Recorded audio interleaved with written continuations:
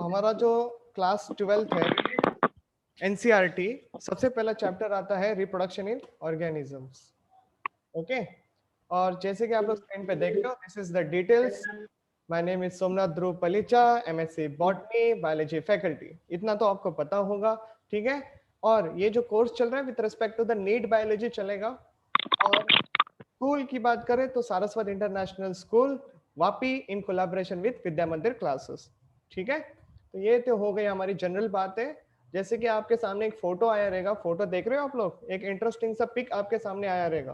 Can you see that pick? Yes, sir. Yes, sir. क्या समझ में आ रहा है वो पिक्चर से आप लोगों को? Fish reproduces by laying eggs, like Okay. that, and like reproduction of Right. organisms. वैसे ही आप लोगों को हैन का देखने को मिल रहा है वहां पे, फिर mother and father is there, family हो चुकी है, right.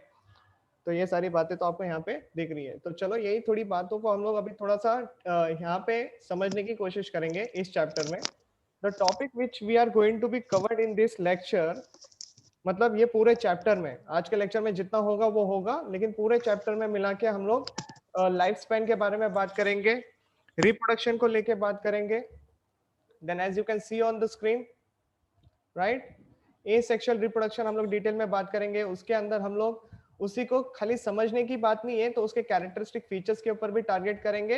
And there are different types of asexual reproduction will be seen. इसके बाद हम लोग जंप करेंगे सेक्सुअल रिप्रोडक्शन में। Again, the characteristic features and its type we are going to discuss. फिर आएगा phases in the life cycle, then events in the sexual reproduction, and then parthenogenesis and its type. Okay? तो इतने सारे topics हैं जो हम लोग को इस पर्टिकुलर चैप्टर में डील करना है। बढ़ते हैं आगे।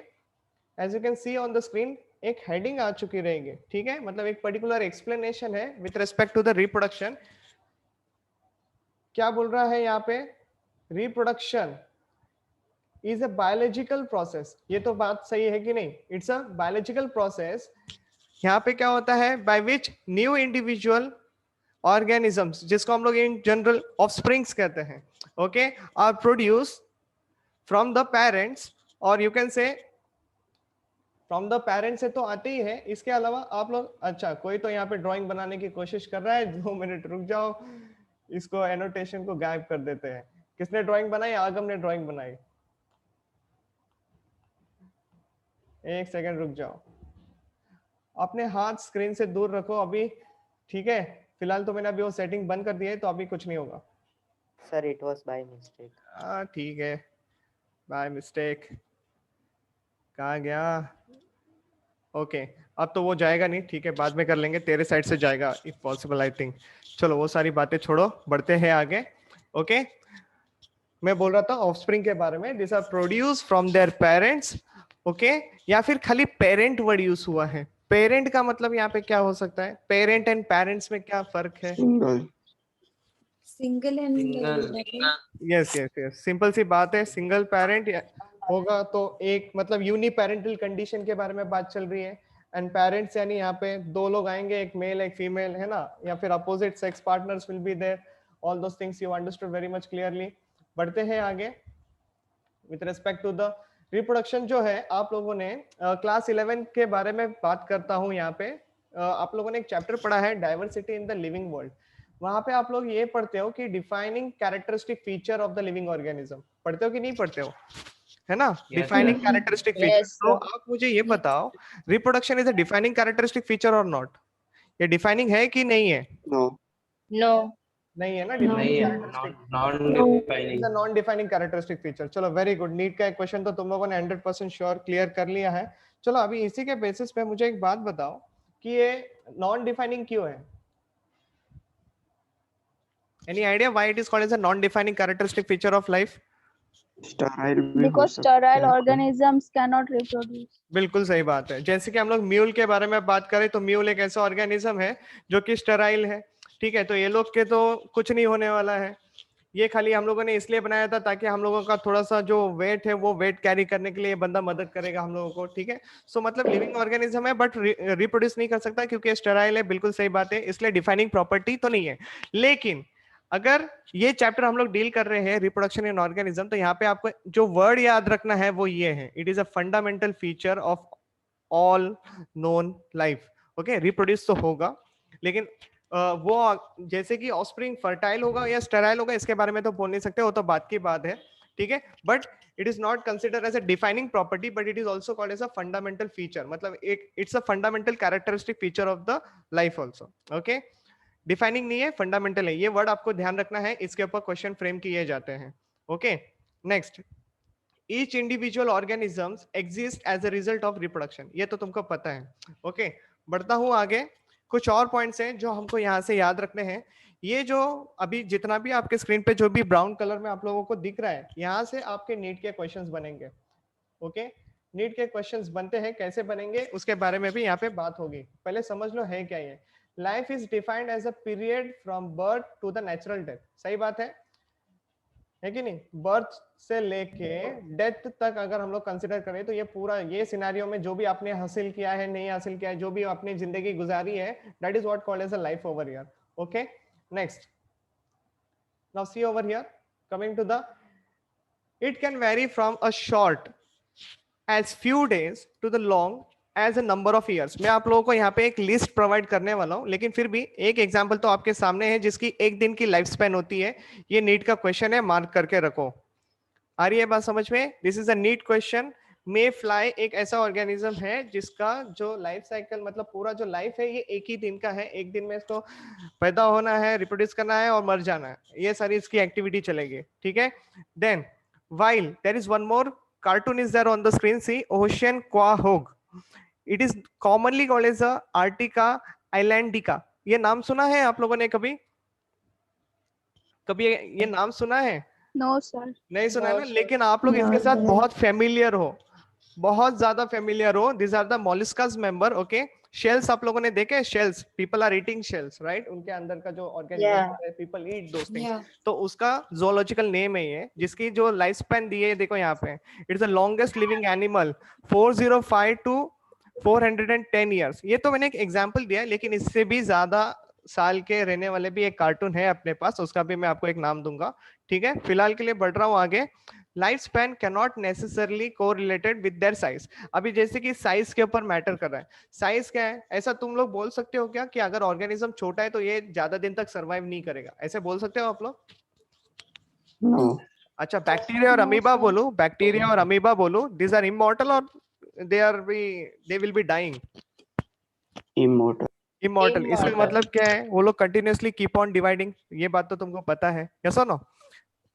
वो कंटिन्यूअसली Yes. डिवाइड होते हैं अनटिल अनलेस उसको कोई फिजिकली आके डिस्टर्ब नहीं करता, या फिर तुम लोग उसको पिचका नहीं देते, तब तक वो उसके मरने के चांसेस नहीं है। मतलब वो तभी मरेगा जब उसको कोई डिस्टर्बेंस करेगा, तो कोई उसके ऊपर अटैक करेगा, या तो कुछ होगा उसको। ओके, लेकिन ऐसे तो वो लोग डायरेक्टली रिप्रोड्यूस करते करते करते करते अपनी कॉलोनीज बढ़ाने वाले हैं। That is what the scenario over here. Okay, coming to the next scenario. चलो नेक्स्ट पॉइंट पे जा रहा हूं मैं अभी, ध्यान देना यहाँ पे। You may note that lifespan of the organisms are not necessarily correlated with their sizes। ये point आपको अभी बहुत clearly हो गया। The sizes of the crow and the parrot are not very different, yet their lifespan shows a wide difference। वो क्या है अभी थोड़ी देर बाद हम लोग बात करेंगे। Similar kind of, यहाँ पे मैंगो ट्री को कंपेयर किया गया है, has much shorter lifespan as compared to the people tree। Okay, people tree का साइंटिफिक नाम बता सकते हो तुम लोग? What is the botanical name of the people tree? Any idea? आप लोगों ने पढ़ा है ficus religiosa. Okay, ficus religiosa, ये नाम आपको याद रखना है। अगर मैं बैनियन ट्री बोलता तो? Any idea? बैनियन ट्री होता तो? आवाज आ रही है मेरी? Yes, sir. Yes, हाँ, sir. चलो चलो, फाइकस वो भी एक फाइकस का ही स्पीशीज है। Ficus genus will remain same. Bengalensis. Yes, benghalensis. Okay, तो ये आपको ध्यान में रखना है, फाइकस बेंगालेंसिस, फाइकस रिलीजियोसा। एक और होता है इंडियन रबर, नाम सुना है? Indian rubber, Indian rubber tree नाम सुना है? इंडियन रबर ट्री, उसका भी नाम है ficus. Again one more species coming for the ficus, that is elastica. Elastica, ये नाम याद रखो। Ficus elastica is called as a Indian rubber tree. अगर आप लोगों ने पेन पेंसिल या पेंसिल नोटबुक पेन अगर ऐसा लेके रखा है तो बैठो ऐसा लेके, नहीं तो एनसीईआरटी एटलीस्ट लेके रखो, कुछ तो लेके रखो जिसके ऊपर आप लोग ये सारे पॉइंट्स जो मैं बीच बीच में बताऊंगा वो आप लोग लिख के रखो। समझ में आ रही है बातें? ओके कुछ यहाँ Yes, पे sir. मैंने फाइकस के स्पीशीज बताए हैं. सी जीनस इज कॉमन लेकिन स्पीशीज डिफरेंट हो गए हैं. Elastica it's a Indian rubber tree. Religiosa it's your peepal tree and the benghalensis is a banyan tree. Okay next see whatever be the lifespan, death of every individual organism is certainty. That is no individual is immortal except single cell organism क्योंकि वो continuously divide होते रहते हैं. बाकी कोई उसके पीछे reason नहीं है. ठीक है बढ़ रहा हूं मैं आगे की स्लाइड की तरफ. आपके स्क्रीन पे एक फोटोग्राफ रखा है मैंने. देखो it is a mayfly. दिख रहा है आप लोगों को? It is a mayfly. Structure is there on the screen. Mayfly दिख रहा है कितना सुंदर है. ओके और दूसरा देखो इसको पहचानो अभी. चलो ट्राई टू रिकॉग्नाइज दिस. समझ में आ रहा है? देखा है आप लोगों ने ऐसा कुछ? Yes, sir. है ना? So it's Yes, a sir. Member of Mollusca. ठीक है now I am moving ahead. आगम कैन यू हियर मी? आगम Yes, sir. वो पॉइंटर जो तूने किया हाइलाइटर के ऊपर, मतलब जो भी चीजें यहाँ पे हुई है वो हटा सकता है क्या? मैं 1 मिनट के लिए सेटिंग चेंज करता हूँ. एक Okay. सेकेंड. देख मैंने सेटिंग चेंज किया. देख वो इरेज होता है क्या वहां से? हाँ वेरी गुड बेटा, वेरी नाइस. एक और लाइन बची है थोड़ा अभी. Very good. चलो थैंक यू वेरी मच. अभी बढ़ता हूँ आगे. Now we are going to start with the life span of some living beings over here. आपके सामने एक फोटोग्राफ आ जाएगा.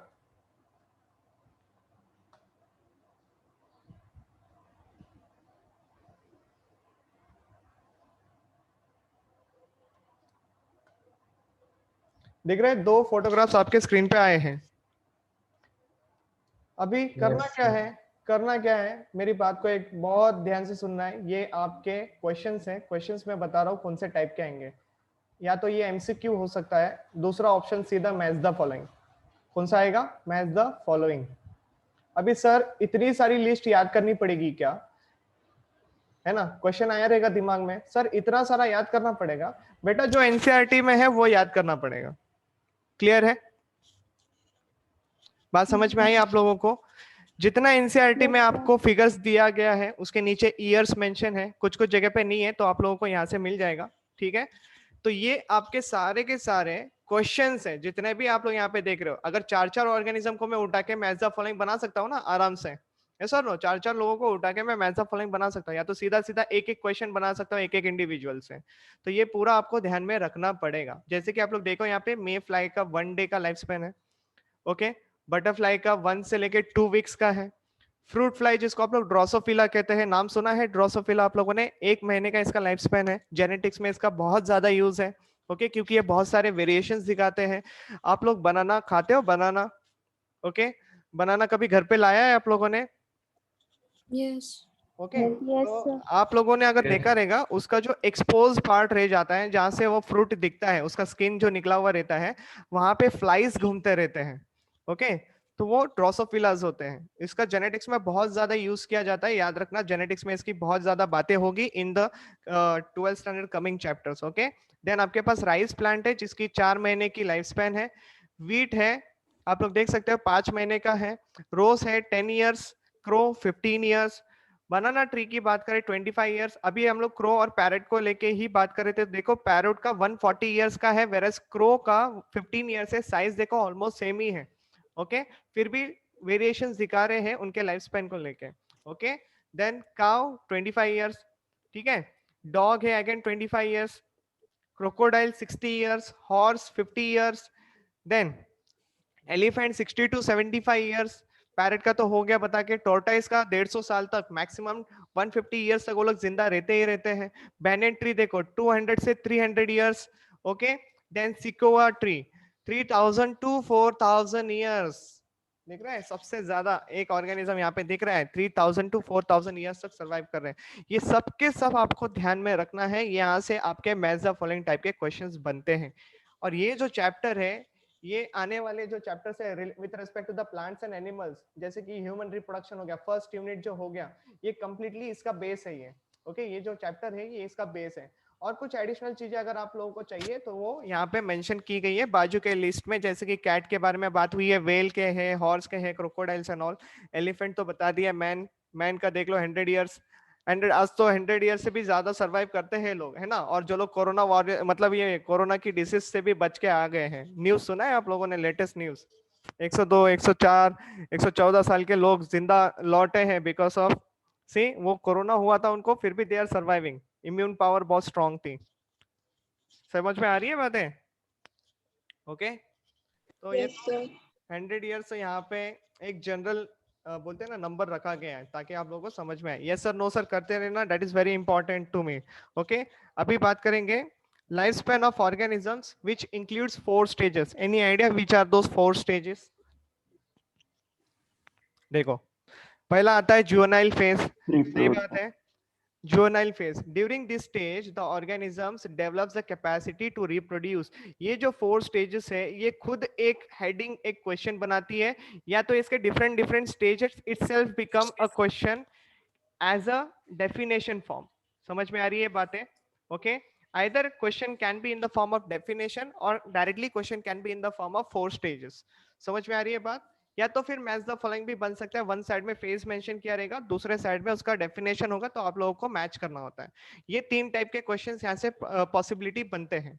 ओके दूसरा आता है maturity phase, reproduction begins during this stage. फिर आता है आपके सामने adulthood and senescence period. Ageing is progressive, अरे बाप रे मेरी आवाज मुझे सुनाई थी। Okay deteriorations in the body of organisms, then the terminal irreversible stage of ageing is called as the senescence. आप लोगों ने देखा है ऐसा बुढ़ापा आ रहा है फिर हम लोग फिर से रिवर्स आ रहे हैं बैक साइड में, ऐसा कुछ पॉसिबिलिटी नहीं है, there is no reverse process. Okay with respect to this, हाँ थोड़ी सी एजिंग वगैरह दिख रही है, that is some kind of genetic kind of problems. Okay तो उसको डील करने के लिए एजिंग्स के क्रीम्स वगैरह अवेलेबल होते हैं, लेकिन हम लोग उसको यहाँ पे डील नहीं कर रहे। नहीं तो बोलेंगे सर आजकल तो क्रीम्स अवेलेबल है वो लगाने से एजिंग गायब हो जाती है, वो आंखों के पास झुर्रियां दिखाते हैं, पता है तुम लोगों को, एडवर्टाइजमेंट देखते रहोगे आप लोग, है ना? हाँ बोलो यार। Yes, sir. Yes, sir. Very good. Death के बारे में क्या बताओ आप लोगों को, अभी ये बहुत अच्छी तरीके से पता है, फिर भी देखो senescence finally leads to the death. Okay यहाँ पे सारी वाइटल एक्टिविटीज जो एक इंडिविजुअल परफॉर्म करने आता है थ्रू आउट देयर लाइफ वो सब रुक जाती है। ओके नेक्स्ट नोट करने वाली एक बात आ रही है स्क्रीन पे, नोट आ रही है, that means it is a question for you. Okay the change over from one stage to the another stage is determined by the genetic as well as environmental factor। okay genetic as well as environmental factor, ये आपको compulsory ध्यान में रखना है point note, ये सारे NCERT में भी मिल जाएंगे आप लोगों को। Okay coming to the next part over here, reproduction की बात कर रहे हैं अभी। Understand this very clearly, again it is the NCERT lines completely. Okay reproduction is defined as a biological process. सबसे पहली बात ये हम लोग ऑलरेडी कवर कर चुके हैं, जहाँ पे ऑर्गेनिज्म जो होता है दूसरे को पैदा करता है, ऑफस्प्रिंग्स बनाता है, यंग वंस को प्रोड्यूस करता है। ओके एंड थोड़ा बहुत सिमिलर भी होना चाहिए itself। Now see over here, offspring grows, mature and in turn produce new offspring। ये तो जिंदगी की रीत है ना, इसके बिना जिंदगी किस काम की? समझ में आ रहा है कि नहीं आ रहा है तुम लोगों को? जिंदगी Yes. चलते रहना चाहिए, Yes. है कि नहीं? शादी क्यों करते हैं लोग? ताकि वो अपना जो नाम है, अपनी जो पहचान है, मतलब समझ में आ रहा है, सरनेम जो है उसको बढ़ाते रहेंगे, नहीं तो मालूम पड़ा फुल स्टॉप लग गया, है कि नहीं? Coming to the next part चलो नेक्स्ट बात करते हैं। मतलब एक्चुअली रिप्रोडक्शन का मीनिंग ये है कि जो जीवन है वो चलते रहना चाहिए, वो रुकना नहीं चाहिए। Okay coming to the next part over here, thus there is a cycle of birth, growth and the death। ये हम लोग 4 phases के हिसाब से देख चुके हैं। Then reproduction enables the continuity of the species। देखो यही तो बात बता रहा था, कंटिन्यूटी ऑफ द स्पीशीज। अभी ह्यूमंस रिप्रोडक्शन नहीं करेंगे तो ह्यूमन की कंटिन्यूटी रुक जाएगी। ओके अभी आगे जाके हम लोगों को ह्यूमन बीइंग्स, अभी जानवर तो बोलेंगे नहीं कि म्यूजियम में देखो ये ह्यूमन बीइंग्स है करके, समझ में आ रहा है, लेकिन man's can do that thing, है कि नहीं? मतलब जैसे कि व्हाइट राइनोसोरस जो था अभी एक्सपायर हो चुके हैं, एक्सटिंक्ट हो चुके हैं, तो उनके बारे में हम लोगों को जानकारी चाहिए तो मिल जाएगी, लेकिन अगर हम लोग गायब हो जाएंगे तो जानवर लोग को कुछ फर्क नहीं पड़ने वाला है। Are you understanding that?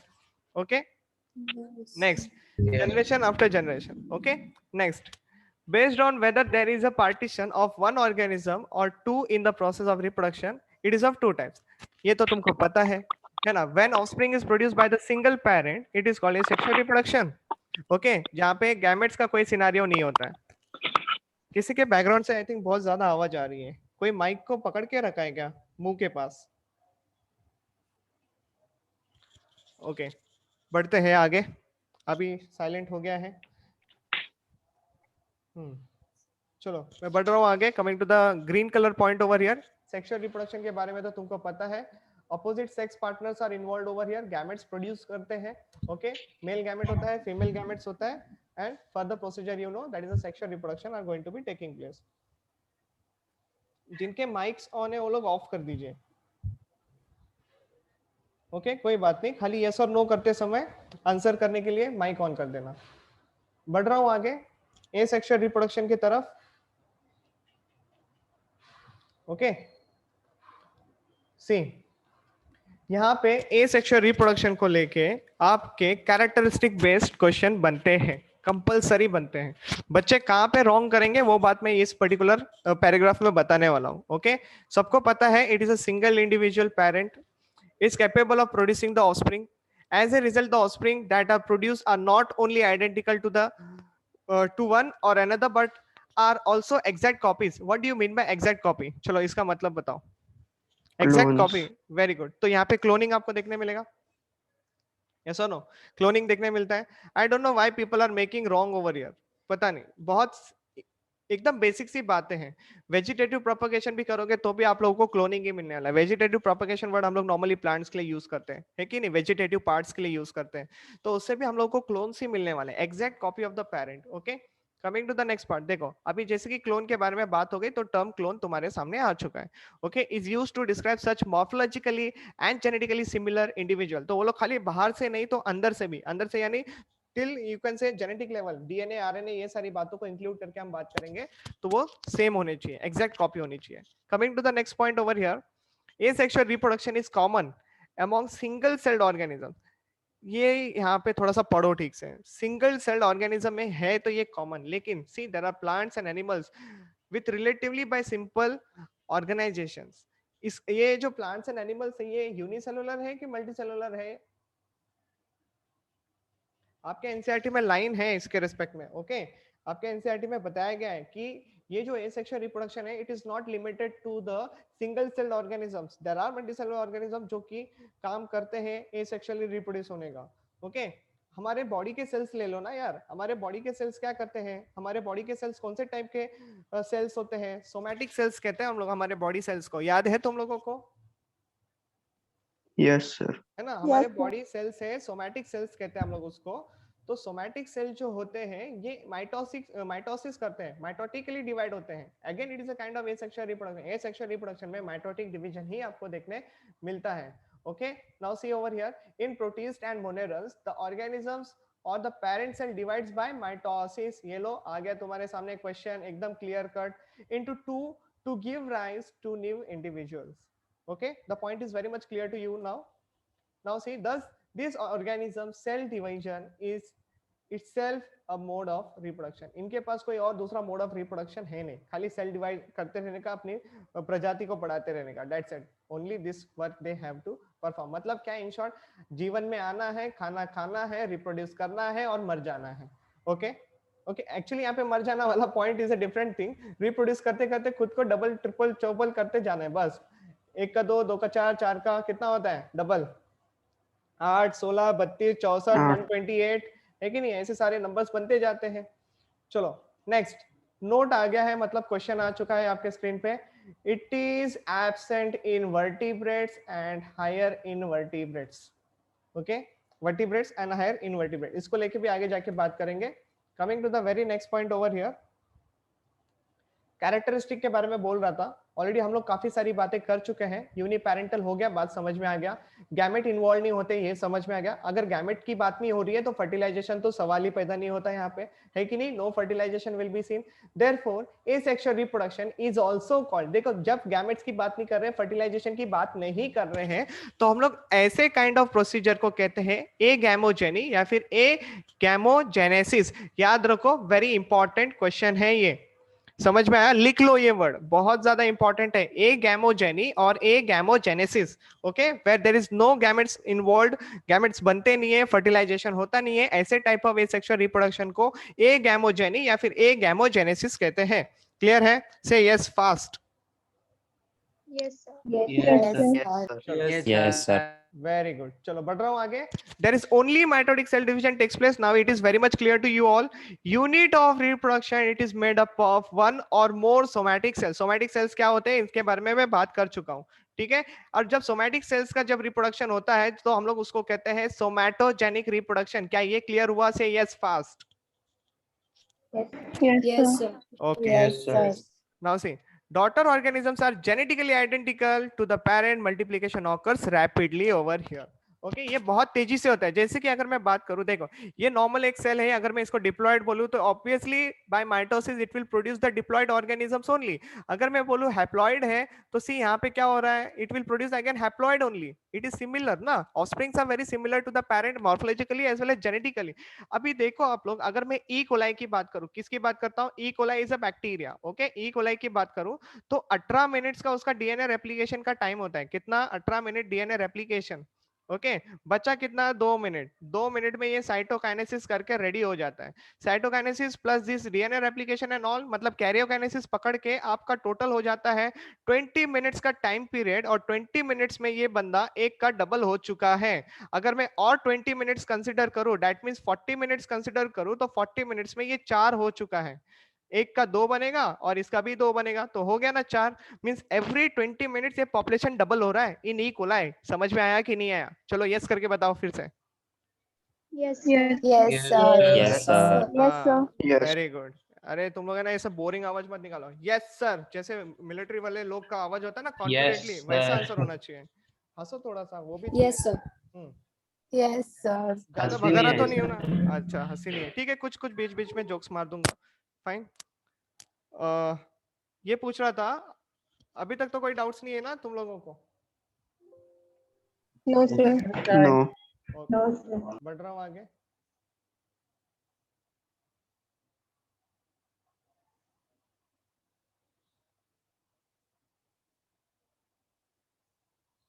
Characteristic के बारे में बात हो गई। चलो टाइप्स ऑफ एसेक्सुअल रिप्रोडक्शन के बारे में बात चल रही है। सबसे पहला आ रहा है fission word, okay. Fission word आपके स्क्रीन पे आ रहा है।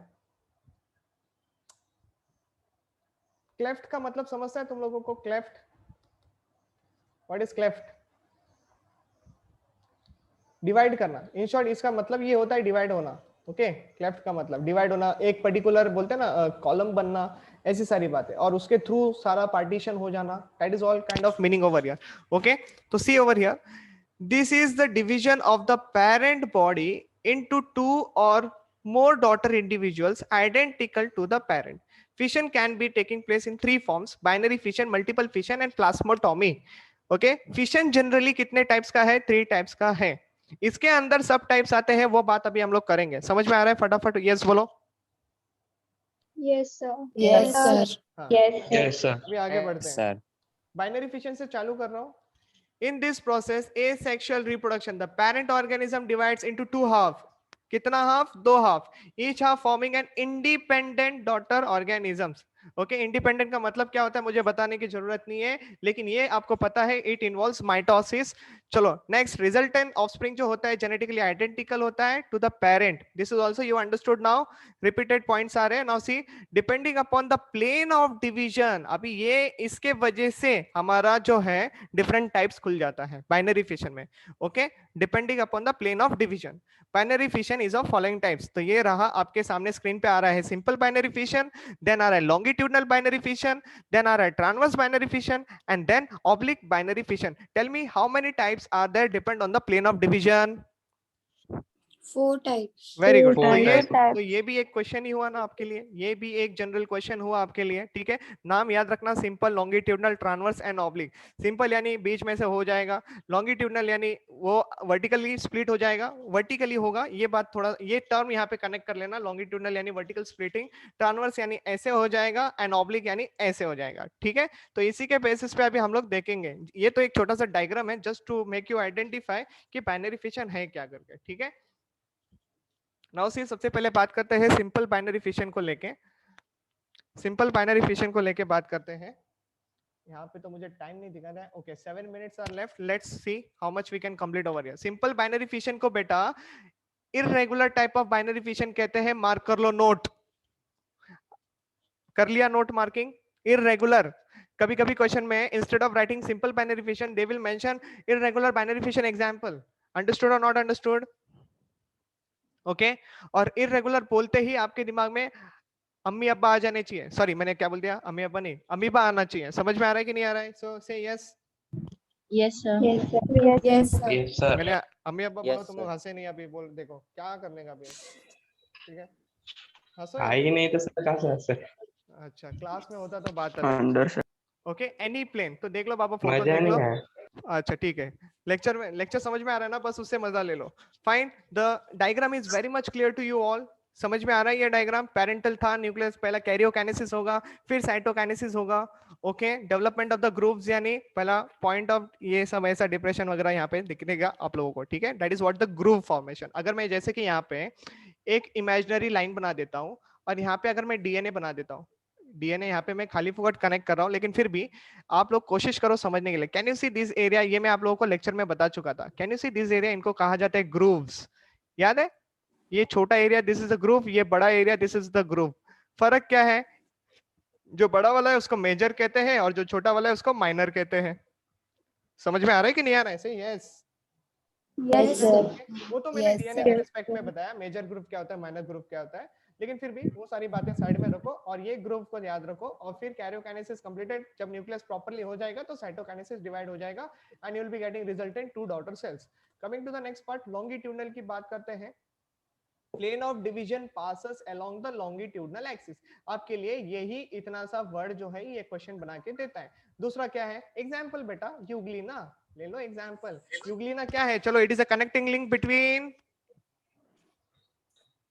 it is a connecting link between prokaryote Plants and animals. plants and animals. okay, plants क्यों? क्योंकि इसके पास क्लोरोफिल वगैरह होता है। एनिमल क्यों? इसके पास सेल वॉल नहीं होती। समझ में आया कि नहीं आया? Yes, sir. Okay Yes, sir. हाँ, अभी यूग्लिना के ऊपर एक क्वेश्चन बनता है यहाँ पे जो आपको अगले पॉइंट में बताना है। फ्लैजेला डिवाइड फर्स्ट, ये आपको ध्यान रखना है। इसका फ्लैजेला जो होता है लोकोमोटर स्ट्रक्चर, वो डिवाइड होता है सबसे पहले और बाद में बॉडी जो है वो डिवाइड करती है। देख लो फोटोग्राफ यहाँ पे आ गया, फोटो जंप करके हुए। ओके देख लिया? जो फ्लैजेला स्ट्रक्चर है देख लो, यहाँ पे एक दिख रहा है, छोटा सा flagella is also there, you can see over here. Small flagella is there inner side in this cavity region. Okay mouth region के पास है, अंदर है। वो क्या करता है? ये ऐसे वर्लपूल क्रिएट करता है। I hope you know Whirlpool. Machine चलाई है घर पे? वॉशिंग मशीन चलाई है? अंदर गोल गोल घूमता है ना? अरे हाँ बोलो Yes, ना। yes, sir. पानी डालने Yes, के बाद sir. गोल गोल घूमता है ना। तो ये छोटा जो फ्लैजेला है ना, ये वर्लपूल क्रिएट करता है। और क्या होता है? इसके आजू बाजू में जो भी फूड पार्टिकल्स होंगे वो इसके माउथ के अंदर एंटर कर जाएंगे। वो ऐसे करके अपना खाना ले लेता है, ठीक है? दिन के समय में ये फोटोसिंथेसिस करता है और रात के समय में ये ऐसे काम करके अपना खाना इकट्ठा कर लेता है, ठीक है? अगर भूख लगी तो रात में, नहीं लगी तो फिर ठीक है, ऐसे बढ़ते आगे। चलो coming to the next point, you can see over here flagella divide हो चुके हैं, followed by the nucleus and all, karyokinesis हुआ है, and then completely the body has been divided into 2 daughter euglenias. okay clear है? बढ़ू आगे। Yes, Yes, sir. okay. Yes. okay now see the transverse binary fission. Flagella कैसे form होगा? flagella कैसे? Flagella हाँ बोलो। flagella it's a kind of splitting beta. flagella it's a kind of splitting again. समझ में आया? Yes, sir. जैसे तुम्हारा ये क्या बोलते हैं उसको, प्लानेरिया है। प्लानेरिया पता है? वो भी ऐसे स्प्लिट होता है। आगे पढ़ेंगे हम लोग आगे जाके। अगेन प्लानेरिया का भी बहुत टाइप है, उसका ट्रांसवर्स रीजन भी है। मतलब क्या, उसको बीच में से काटो, वो रीजनरेशन दिखाता है। क्लियर हो रहा है? रीजनरेशन के लिए हम लोग उसके लिए प्लानेरिया पढ़ते हैं। फिर से हम लोग उसको ये बोलते हैं ना डिवाइड, मतलब ये यहाँ पे ड्राइंग बनाना पड़ेगा। देखो अगर ये प्लानेरिया कुछ इस तरीके से दिखता है तो ये ऐसे वर्टिकली बाहर निकल रहा है। Again can you see the fission splitting बीच में? समझ में आ रहा है? ऐसे करके अपने बॉडी पार्ट्स लोग डिवाइड करते हैं। Okay yes, coming to the next part over here, see the now transverse binary fission. The plane of division runs along the transverse axis of the individual. नाम से पता चल गया, लेकिन सर याद क्या रखना है? ये लो ना बेटा, इसके बाहर से क्वेश्चंस नहीं आने वाले। यही 4 एग्जांपल्स तुम्हारे लिए बोनस है, 1 2 3 और 4। क्या क्या है? Paramecium, Planaria, diatoms and bacteria. Okay, अब बैक्टीरिया आप लोग आराम से मार लोगे, पैरामेशियम आप लोग आराम से मार लोगे, प्लानेरिया मार लोगे, डायटम्स क्या है पता है तुम लोगों को? आप लोगों ने पढ़ा है ये बायोलॉजिकल क्लासिफिकेशन में। बायोलॉजिकल क्लासिफिकेशन में हम लोगों ने पढ़ा है ये डायटम्स। कैरियोफाइट्स नाम सुना था? क्राइसोफाइटा, क्राइसोफाइटा नाम सुना है? Yes, sir. Yes, Yes, sir. Yes, sir. Okay, ये ऐसा कुछ पढ़ाया था, epitheca, hypotheca, remember? Yes, sir. Epitheca and Yes, sir. Hypotheca, ये ऐसी Soap बॉडी होती है, box. सोप बॉक्स जैसे अपीयर करता है, याद है? Okay, Yes, sir. चलो Yes, देखा था यहाँ पे कुछ ना कुछ तो। हाँ, पैरामेशियम के पास 2 न्यूक्लियस होते हैं, ये बात तुमको पता है कि नहीं पता है? नहीं पता है? No. अभी पता कर लो। नहीं पता। हाँ, अभी पता कर लो। पैरामेशियम के पास 2 न्यूक्लियस होते हैं बेटा, एक होता है बड़ा तो उसको कहेंगे मेगा, और जो छोटा होता है उसको कहेंगे micro. Mega nucleus, micro nucleus. Mega nucleus क्या करता है? बाकी के पूरे एक्टिविटी को कंट्रोल करता है बॉडी के, लेकिन जो रिप्रोडक्शन वाली एक्टिविटी रहती है ना, वो माइक्रो न्यूक्लियस कंट्रोल करता है। फंक्शन समझ में आया कि नहीं आया? यस करके बोलो। Yes, sir. ओके, बड़ा वाला sir. सारी एक्टिविटी बॉडी की बड़ा वाला करेगा, लेकिन जो रिप्रोडक्शन वाली बात आती है तो छोटा वाला न्यूक्लियस काम करता है। ठीक है, तो मेगा न्यूक्लियस डिवाइड्स बाय ए माइटोसिस। देखो नेक्स्ट क्वेश्चन आपके स्क्रीन पे है, ए माइटोसिस मेगा न्यूक्लियस के लिए और माइक्रो न्यूक्लियस के लिए mitosis. What do you mean by, what is the difference between mitosis and amitosis? Nucleus. Less than 1 minute is there, come on tell me. वो हाँ, वो न्यूक्लियस प्रॉपर्ली डिवाइड नहीं होता मेगा न्यूक्लियस में, लेकिन यहाँ पे माइटोसिस करके इक्वली डिवाइड किया जाता है जेनेटिक मटेरियल। समझ में आया कि नहीं आया? Yes, sir. Yes, Okay. sir. देखो फोटोग्राफ्स आपके स्क्रीन पे आ चुके हैं। ये जो ब्लू कलर में है, this is your diatoms, and the one which is showing on the right hand side, ऊपर जो अभी गोल गोल घूम रहा था, that is the Planaria, and the one which is coming over here is the bacteria. Bacteria के पास क्या होता है? तो याद रखना, मेसोसोम्स होते हैं जो कि माइटोकॉन्ड्रिया जैसे काम करते हैं। क्या होते हैं? मेसोसोम्स माइटोकॉन्ड्रिया जैसे काम करते हैं। क्लियर हुआ? आपका लेक्चर एंड होने वाला है। Yes. Okay, Yes, Yes, sir. sir. एक और दिखा देता हूँ, ऑब्लिक देख लो। ये रहा तुम्हारे पास सिराशियम, देख लो, सिराशियम डाइनोफ्लैजेलेट का मेंबर है। खत्म कहानी। ओके, 2 फ्लैजेला, एक